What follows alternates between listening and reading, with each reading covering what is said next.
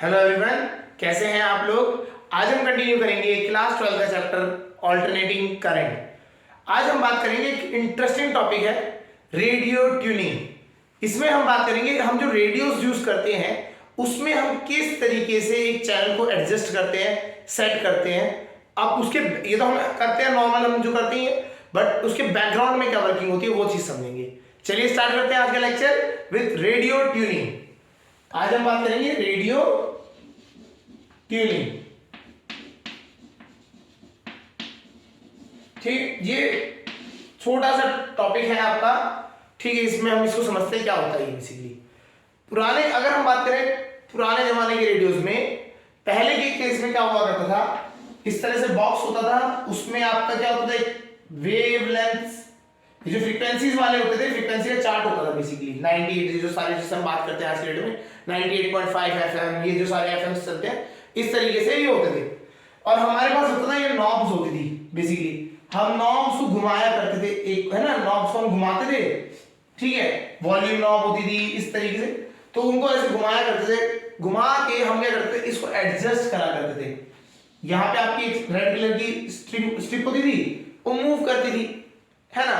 और जब ये हमारी उस पे आ जाती थी प्रॉपर वेवलेंथ पे, आपका क्या होता था, रेडियो क्या कर लेता था, वो वाली फ्रीक्वेंसी का रेडियो जो भी है आपका इंफॉर्मेशन या फिर आपकी जो म्यूजिक है जो भी है वो चला देता, आवाज आनी स्टार्ट हो जाती थी। ठीक है, तो that was the simple working जो हम आज भी करते ही हैं। हम ये करते हैं, सेट कर लेते हैं, हम मतलब स्क्रॉल करते रहते हैं, फ्रीक्वेंसी चेंज करते रहते हैं, और करते करते हमारी एक ऐसी फ्रीक्वेंसी मिलती है जहाँ पे हमारे को एफएम मिल जाता है प्रॉपर, हमें रेडियो में आवाज आने लग जाती है। ठीक है, तो ये बेसिकली रेडियो का, ये हमारे को पता है, ये एक लेमैन लैंग्वेज में बात हो रही है। तो एक लेमैन के लिए अगर हम बात करें रेडियो कैसे एडजस्ट हो रहा है, भाई आपको क्या करना है, नॉब घुमानी है, आपको पहुंच जाना है उस पे। आज के डेट में थोड़ा मोबाइल में हम बात करें, या फिर हम सिंपल है ना बात करते हैं तो कार में उसमें सेटअप है, मतलब आप डायरेक्ट उस फ्रीक्वेंसी पे जा सकते हैं, है ना। नहीं तो क्या है, वो आपके ऑटो ट्यून करते हैं वो अपने आप ही, ये सब कुछ ऑटो ट्यून कर रहा है। नहीं तो पहले क्या होता था, आपको ही ट्यून करना पड़ता था, आपको ही सब कुछ करना पड़ता था इस चीज में।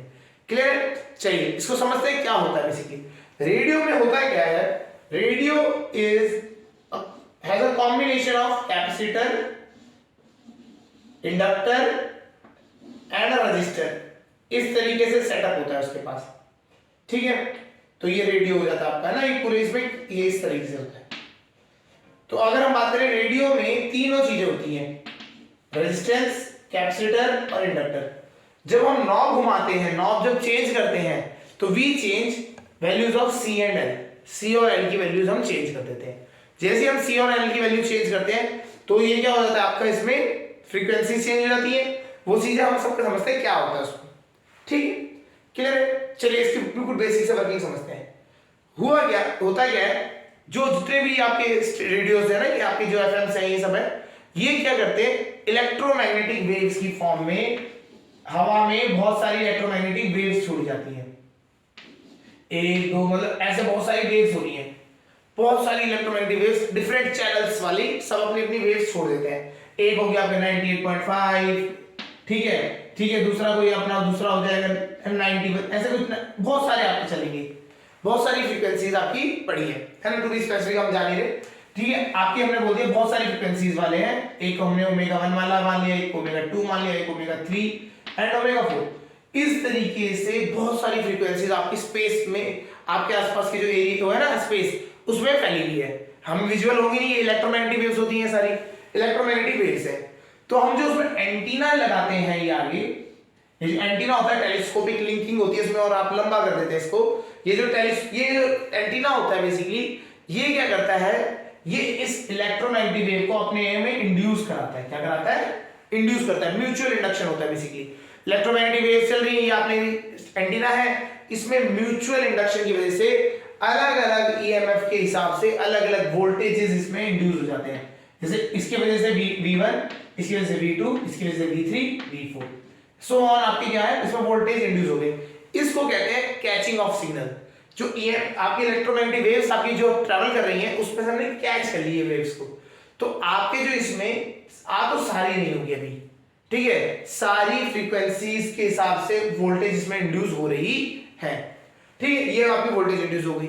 अब हमें सुनाई कब देगा, हमें तभी सुनाई देगा जब हमारी फ्रीक्वेंसी, इस रेडियो की फ्रीक्वेंसी इस फ्रीक्वेंसी से हम रेजोनेंट करा दे, मतलब बिल्कुल मैच करा दे, तब ये क्या होगा, आपको फ्रीक्वेंसी आपको सुनाई देना स्टार्ट हो जाएगा। समझ आ रहा है यार?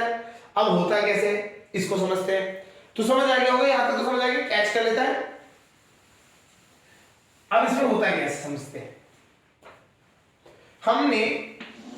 जब हमने सर्किट्स पढ़े थे, एलसीआर, ये एलसीआर सर्किट जब पढ़ा था, तो हमने एक डायग्राम बनाया था करंट वर्सेस फ्रीक्वेंसी का।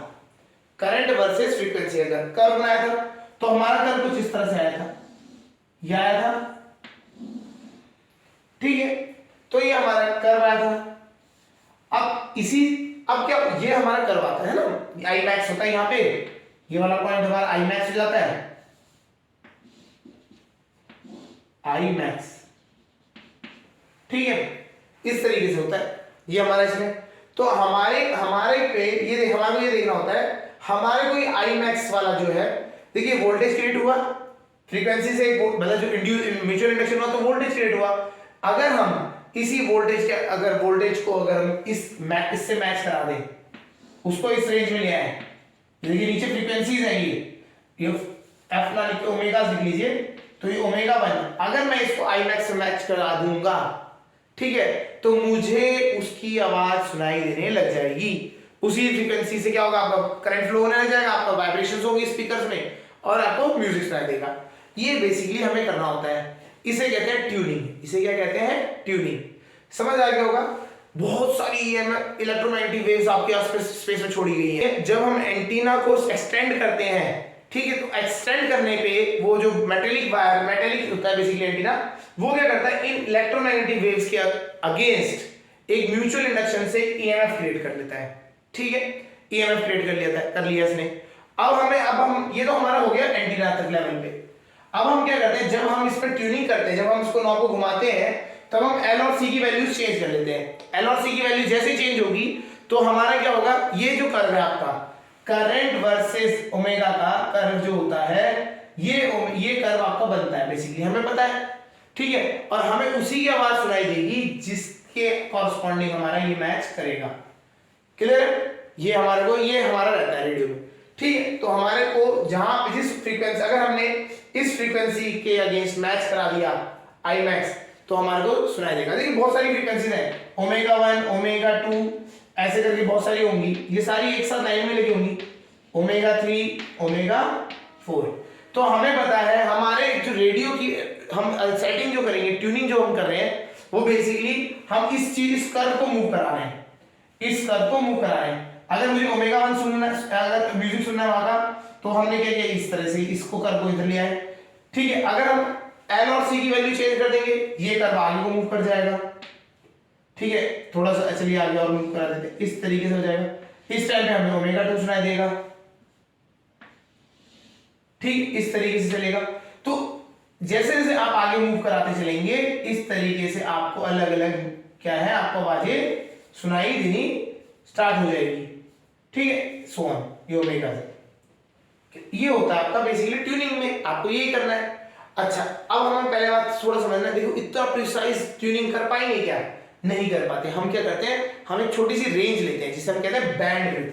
हम बोलते हैं, देखिए ये आई मैक्स है ना, आई आर एम एस, जो आई आर एम एस होती है वैल्यू, ठीक है, बेसिकली क्या होती है, ये अगर हम आई नॉट मान ले, तो I naught by √2 I R M S तक की रेंज कैच करता है।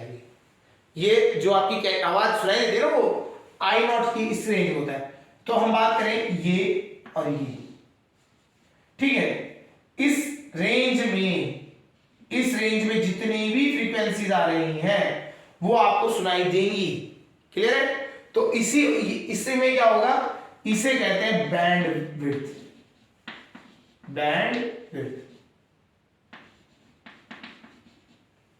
बैंडविड्थ है ना। ये क्या है, बैंडविड्थ जो होती है, इसमें क्या होता है, इस रेंज में रहती है। तो आपको ये थोड़ा सा समझाते हैं। देखिए अगर आप ऐसे बोलेंगे, जैसे किसी ने सपोज करो ओमेगा 1 है, या फिर 98.5 एफएम की एग्जांपल ही लेके चलते हैं, 98.5 एफएम है, तो उसके बिल्कुल आसपास 98.4, 98.3, 98.12 इतने आसपास कभी भी आपको दूसरी फ्रीक्वेंसी मिलेगी ही नहीं।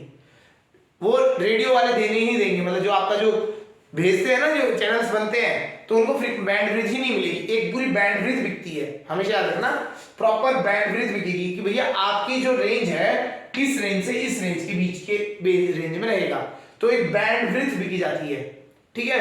बैंडविड्थ अगर आप एक चैनल को पूरी बैंडविड्थ मिलती है तो इतनी उसकी रेंज है, अगला वाला जो होगा उसकी रेंज अलग होगी, उसकी कुछ और रेंज होगी, इसी में अगर हम बात करें तो उसकी रेंज यहां से यहां तक होगी, ठीक है। तो हर एक की अपनी रेंज दे रखी है, तो कोइंसिडेंस नहीं होता है। कभी कभी क्या होता है, आप जब ट्यूनिंग कर रहे होते हैं, आप तो वैसे भी पुराने अगर आप रेडियोस उठाएंगे उनमें अगर देखेंगे तो आप जब ट्यूनिंग कर रहे हो, कभी कभी क्या होता है, दो तीन मिक्स हो रहे होते हैं, वो कब होता है, वो ऐसी कंडीशन में आता है जब आप यहाँ पे आ जाते हैं फ्रीक्वेंसीज को लेके, जब आप ऐसी कंडीशन में आ जाते हैं तो क्या होता है, यहाँ पे दोनों की आवाजें आपको सुनाई देने लग जाती है, तो वो भी कंडीशन आती है, ठीक है। तो बेसिकली आप समझ रहे हैं, इस तरीके से यहां आते हैं पीक्स इस तरह से हैं सबके, ठीक है, इस रेंज में आपको, ठीक है, ये इस तरह से ऐसे रेंजेस बनी हुई है, तो हर एक की बैंडविड्थ डिसाइडेड दे रखी है हर एक को, ठीक है, ये हो गया, समझ आ रहा है नहीं आ रहा। तो इस तरीके से आपके पास बैंडविड्थ होती है। अब हम बात करें, ये तो हमारा थोड़ा आइडिया लग गया कि हर एक फ्रीक्वेंसी की बैंडविड्थ है, हमें ट्यूनिंग करनी है इस चीज की कि ये कर्व हमारा यहाँ पे चाहिए हमें या आगे लेके जाना है, और उसके लिए हम क्या करते हैं, इस सर्किट में एल और सी की वैल्यूज को मूव कराते हैं। आई वाले ये यहां तक समझ आ गया, एल और सी की वैल्यू आप चेंज कराएंगे तो ये आगे और पीछे मूव कर सकते हैं आप, क्लियर। तो ओमेगा में आप फ्रीक्वेंसी में आप इधर उधर कर लेंगे, क्यों, बिकॉज ये जो ओमेगा है ये उस रेडियो की रेजोनेंट फ्रीक्वेंसी से मैच करनी चाहिए, और रेजोनेंट फ्रीक्वेंसी आपको हमने फॉर्मूला निकाला था रेजोनेंट फ्रीक्वेंसी का, है ना, हमने जब हम एलसीआर सर्किट जो पढ़ा था, तो एलसीआर सर्किट में हमने रेजोनेंट फ्रीक्वेंसी का फॉर्मूला निकाला था, तो वो जो रेजोनेंट फ्रीक्वेंसी है वो फ्रीक्वेंसी इससे मैच करनी चाहिए, वो क्या करनी चाहिए, इस चीज ओमेगा से मैच कर जानी चाहिए। तो रेजोनेंट फ्रीक्वेंसी जब तक आप इसमें मैच नहीं कराएंगे तब तक आपको सुनाई नहीं देगा, क्लियर है। तो रेजोनेंट फ्रीक्वेंसी से मैच करानी होती है, और रेजोनेंट फ्रीक्वेंसी किसके साथ वेरी करती थी, इट वेरीज विद एल और सी, एल और सी के साथ ये वेरी करती थी, हाँ या ना। तो जब एल और सी के साथ ये वेरी करती थी, हमारा फॉर्मूला क्या था, ओमेगा पता होना चाहिए, इसमें लिख देते अंडर रूट एल सी, ये तो होता था रेजोनेंट फ्रीक्वेंसी। तो एल और सी की वैल्यू अगर आप चेंज करेंगे तो रेजोनेंट फ्रीक्वेंसी ये चेंज होगा नहीं होगा, वैल्यू, ये वैल्यू चेंज हो जाता था, हाँ या ना। XL = XC वाले डेरिवेशन से हमने ये निकाला था, ठीक है। तो इसको हम चेंज कर सकते हैं, रेडियो हम करते हैं, रेडियो के लिए एल और सी चेंज करते हैं, समझ आ गया। तो इसलिए एलसीआर सर्किट हम यहाँ पे पढ़ रहे हैं, इसलिए ये टॉपिक इसी में आता है, यहाँ तक क्लियर हो गया। तो हमें ये समझ आ गया किस तरह से ट्यूनिंग करी जाती है। ट्यूनिंग करने में हमारे को सर्किट में एलसी को चेंज करना होता है, एलसी को चेंज करेंगे तो हमारी resonant frequency omega naught change हो जाएगी। जैसे ओमेगा नॉट चेंज हो जाएगी, ओमेगा नॉट चेंज करते करते अगर हमने ओमेगा 1 के साथ कोलैप्स कर दिया तो हमें ओमेगा 1 की आवाजें सुनाई देने लग जाएंगी। हमने इसको मैच कर दिया ओमेगा 2 के साथ तो वो ओमेगा 2 की सुनाई देने लग जाएगी। हाँ, इसकी एक रेंज होती है, हमारी बैंडविड्थ होती है, उसकी आवाज हमें कंप्लीट सुनाई देती है यहां से लेके यहां तक। जैसे आप इस यहां से स्टार्ट कर देंगे यहां तक आने में तो आपको ओमेगा की वैल्यू सुनाई देने लग जाएगी, क्लियर है। आवाज अगर आप रेडियो में भी देखेंगे तो आप जब ट्यूनिंग कर रहे होते हैं तो आवाज क्लियर नहीं आती है। क्लियर आवाज आपको कब मिलेगी, जब आप बिल्कुल इस पॉइंट पे होंगे, यहां पे आवाज क्लियर आएगी, इधर थोड़ी डिस्टरबेंस आएगी, इधर और डिस्टरबेंस, इधर तो भैया आपको कुछ मिलेगा ही नहीं, बहुत ज्यादा डिस्टरबेंस आएगी, मिक्सिंग भी होगी, एक की फ्रीक्वेंसी दूसरे से मैच करके फिर मैच नहीं हो पाएगी, वो करेगी। तो इस तरीके से आपको क्या करना पड़ता है, ट्यूनिंग करनी पड़ती है। समझ आ गया होगा, आइडिया लग गया होगा क्या हो रहा है, ठीक है। एक बार पूरा समझा देते हैं। रेडियो में क्या होता है, बहुत सारी इलेक्ट्रोमैग्नेटिक वेव्स स्टेशन से, रेडियो स्टेशन से आपके स्पेस में छोड़ी गई है, आपके एटमॉस्फेयर में छोड़ी गई है, वो उसको कैच कौन करता है, एंटीना कैच करते हैं। एंटीना कैच करने के बाद हर एक फ्रीक्वेंसी के अगेंस्ट में वो अपने एंटीना में वोल्टेज वो कर देता है, म्यूचुअल इंडक्शन की वजह से इंट्रोड्यूस कर देता है। अब हम क्या करते हैं, अब हमारे पास बहुत सारे जो इलेक्ट्रोमैग्नेटिक वेव्स है उनकी सबकी वोल्टेजेस पड़ी है, हमें सुनाई कौन सा देगा, हमें वही सुनाई देगा जिससे हमारी रेजोनेंट फ्रीक्वेंसी मैच कर जाएगी। तो रेजोनेंट फ्रीक्वेंसी को मैच कराने के लिए हम क्या करते हैं, एल और सी को चेंज करते हैं सर्किट में।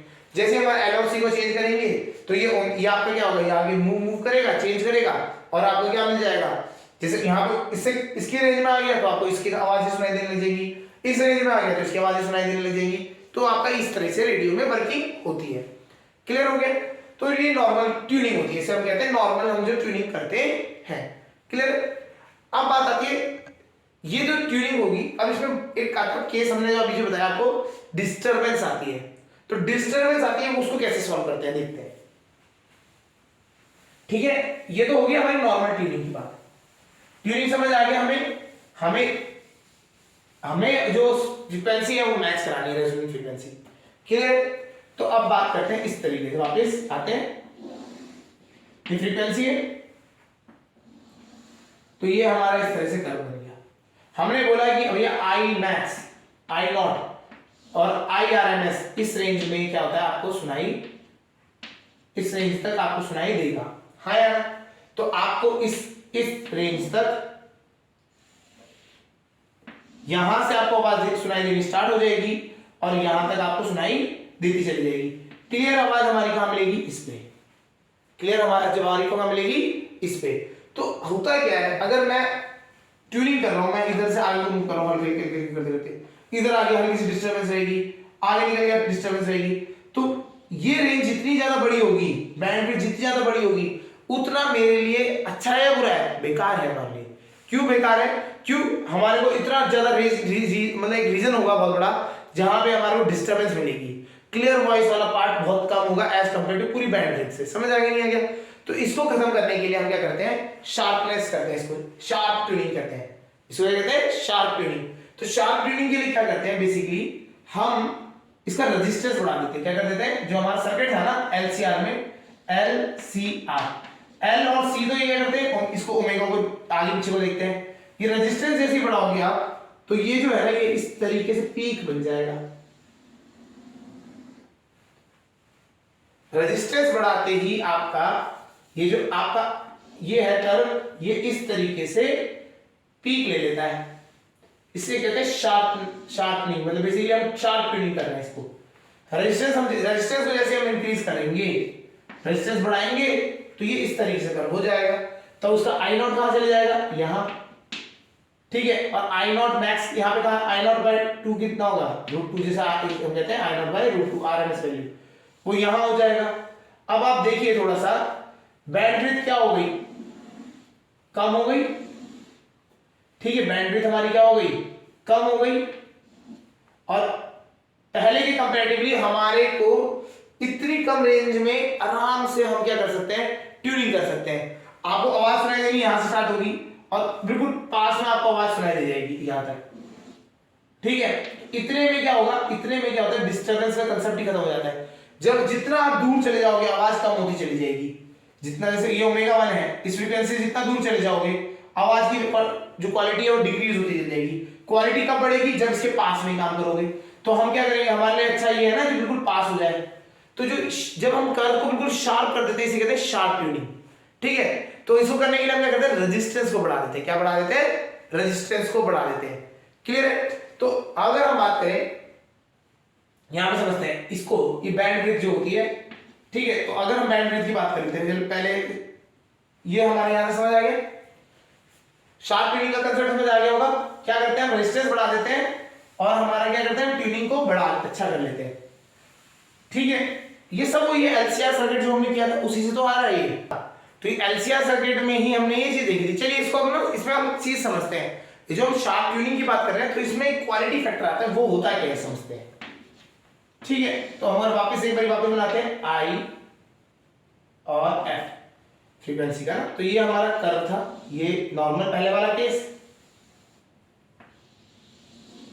ठीक है, इसमें क्वालिटी फैक्टर समझ लेते हैं। देखिए ये हमारा क्या हो गया? आई मैक्स के हिसाब से आई नॉट के हिसाब से ये चीज ये वाला पॉइंट बन गया। फिर इसके बाद क्या है? आई नॉट बाय √2, ये हमारा यहां से ये।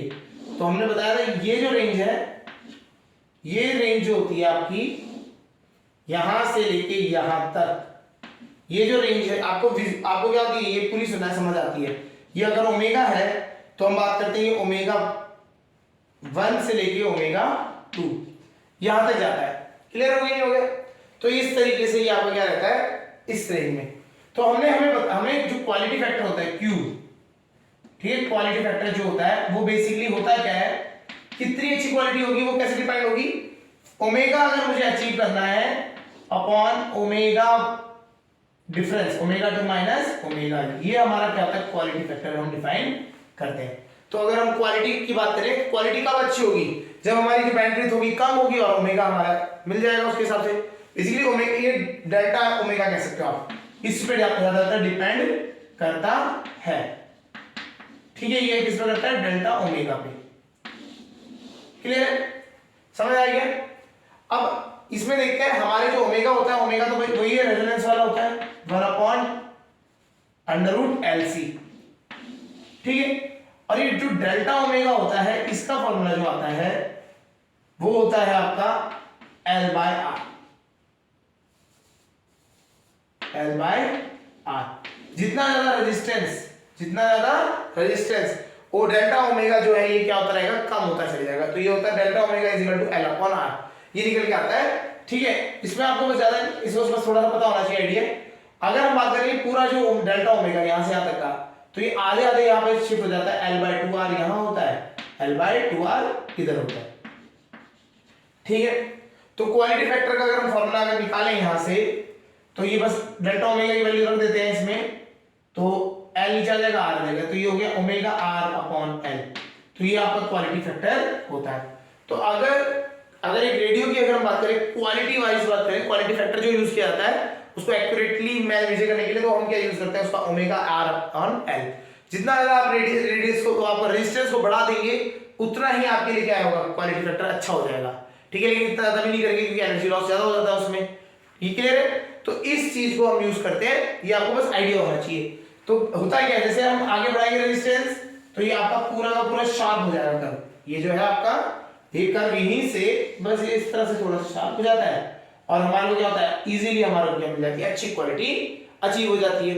समझ आ गया। तो हमारा ये डेल्टा ओमेगा जो ये है इसको कम करना होता है बेसिकली, ये जो है जितनी थिकनेस है इसको कम करना होता है। समझ आ गया होगा। तो ट्यूनिंग समझ आएगी कैसे होती है। ट्यूनिंग में होता क्या है, बेसिकली ट्यूनिंग में हमारे पास क्या होता है, नॉब होती है, या फिर हम जो बेसिकली अगर आप उसमें देखेंगे डीजे शोज होते हैं जो भी, तो उनमें देखा होगा डीजे जो करता है उनके पास बहुत सारे क्या होते हैं, रेजिस्टेंसेस होते हैं और बेसिकली रियोस्टेट्स होते हैं, और उसमें क्या होता है वहां पे नॉब्स भी होती है उनके पास। वो क्या करते हैं, यही करते हैं L, C और R, ये तीन चीज होती हैं, इंडक्टर, कैपेसिटर, रेजिस्टेंस, इनको चेंज करते हैं, उसकी वजह से अलग अलग आपको टोन्स मिल जाती हैं। समझ आ गया। तो बेसिकली इसी तरीके से रेडियो में हम क्या करते हैं, ट्यूनिंग करते हैं, जो आपकी जितनी भी EMF वेव्स हैं उनको आप रेजोनेंस में अपने साथ लेंगे, उसी की आवाज आपको सुनाई देने लग जाएगी। समझ आ गया। तो रेडियो में आपको कंसेप्ट समझ आ गया होगा। रेडियो में हम ट्यूनिंग कैसे करते हैं, वी मैच द रेट, जो आपकी रेजोनेंट फ्रीक्वेंसी है, to the frequency of the station, जो आपकी स्टेशन से जो आपकी निकल रही है इंफॉर्मेशन, उसकी जो फ्रीक्वेंसी इस फ्रीक्वेंसी में निकल रही है उससे अपने रेडियो की फ्रीक्वेंसी मैच कर लेते हैं। आपका एंटीना उसको म्यूचुअल इंडक्शन से उसके अगेंस्ट वोल्टेज क्रिएट कर लेता है। वोल्टेज सबकी होगी, सारे स्टेशन की वोल्टेज आपके एंटीनास में मिल रही होगी, बट आवाज उसी की सुनाई देगी जिस जो आपका क्या कर जाएगा, रेजोनेंस में मैच कर जाएगा। समझ आ गया। इस तरह से हम क्या करते हैं, ट्यूनिंग करते हैं रेडियोस में, और इसमें हमारा LCR सर्किट इन्वॉल्व होता है। समझ आ गया होगा। ठीक है, that's all for today. Okay.